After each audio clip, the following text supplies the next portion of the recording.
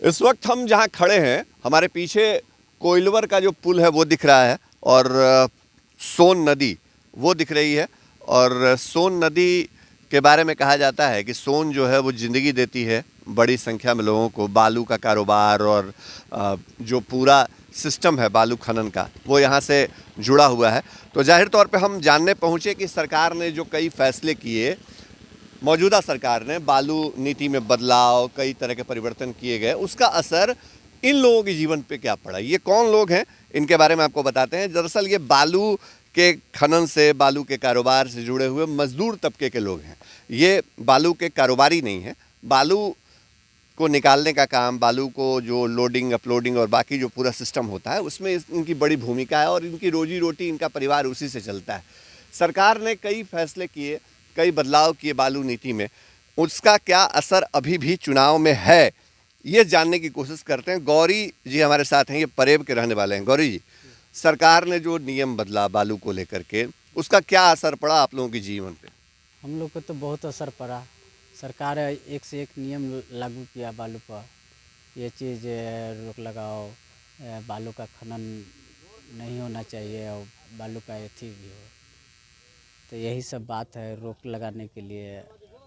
और हम लोग मजदूर आदमी हैं, हम लोग बालू जैसे गाड़ी पर, ट्रक पर या लोड करने चाहे निकालने के लिए हम लोग रहते हैं।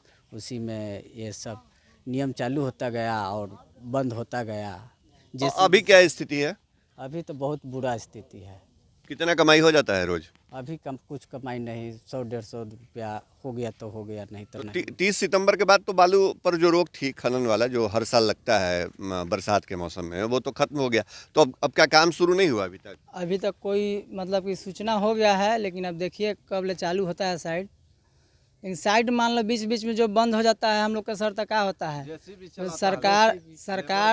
सरकार चालू किया खनन विभाग, बीच में 3 महीना 4 महीना बंद कर देते हैं लोग। तो लेबर के ना कहीं कमाने के लिए कोई वजह कुछ नहीं मिल पाता है।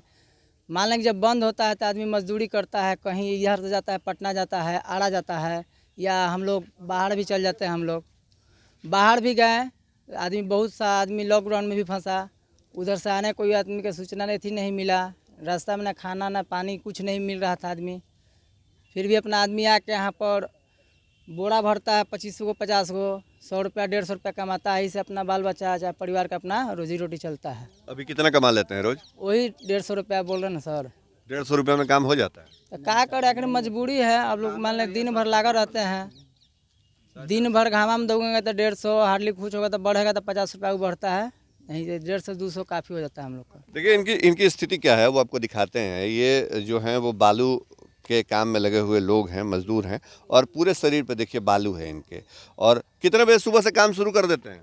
6 बजे, 6-7 बजे ले, और कितने बजे तक चलता है? यही है 9 बजे। 9 बजे तक। तो इतनी देर में कितना बालू का कितना बोरा भर लेते हैं? 25 को भरते हैं।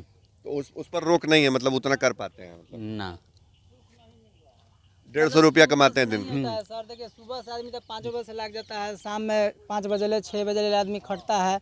अब मतलब 9 बजे से कितना आदमी खटेगा अकेले? शाम में 5 बजे 6 बजे तक काम होता है, 12 घंटा हम लोग खटते हैं। और भी लोग हैं, उनसे बात करते हैं। आप कहाँ के रहने वाले हैं? ये के रहने वाले हैं सर।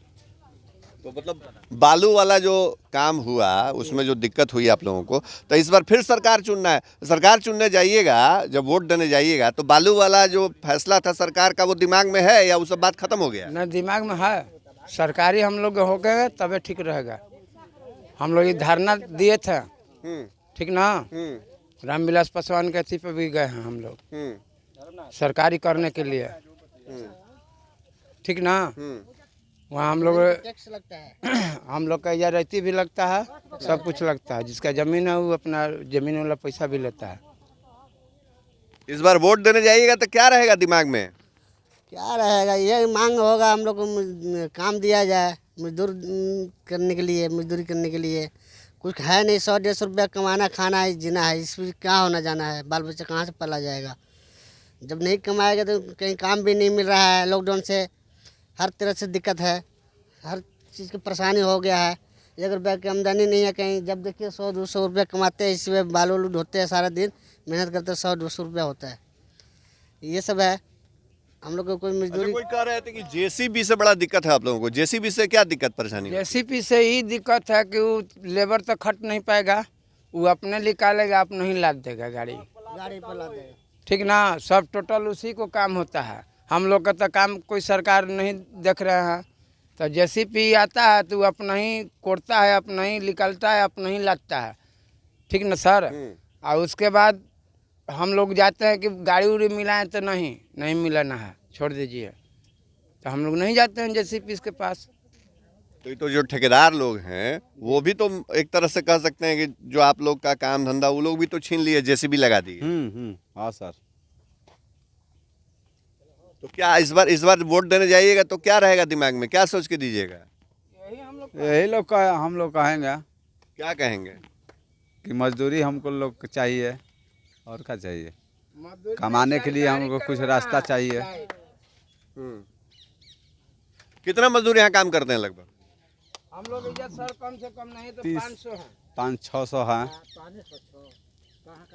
ढेर दूर दूर के आदमी आता है देहात अभी से। अभी अभी अभी बहुत काम नहीं है, फिर भी यहाँ पर 500-1000 लोग जो हैं वो मजदूरी करते हैं, यहाँ के लोगों का ये कहना है। लेकिन इनकी जो सबसे पुरानी मांग है वो ये है कि बालू मजदूर, बालू माफिया पर सरकार कहती है कि हम नकेल कस रहे हैं। बालू का कारोबार जो है उसको कहीं न कहीं बंदोबस्ती और बाकी चीज़ों से मैनेज किया जा रहा है। लेकिन इस सबके बावजूद जो बालू मजदूर हैं, ख़ास तौर पे गौरी जैसे लोग जो कि यहाँ पर दिन भर मजदूरी करते हैं, तो इनको 150 रुपया भी मिलता है और इनके लिए मुश्किल होता है घर परिवार को चला पाना। तो ये एक अपने आप में बड़ी चुनौती है ऐसे बालू कारोबार से जुड़े हुए मजदूरों के लिए कि वो कैसे अपने जीवन के स्तर को ठीक करें।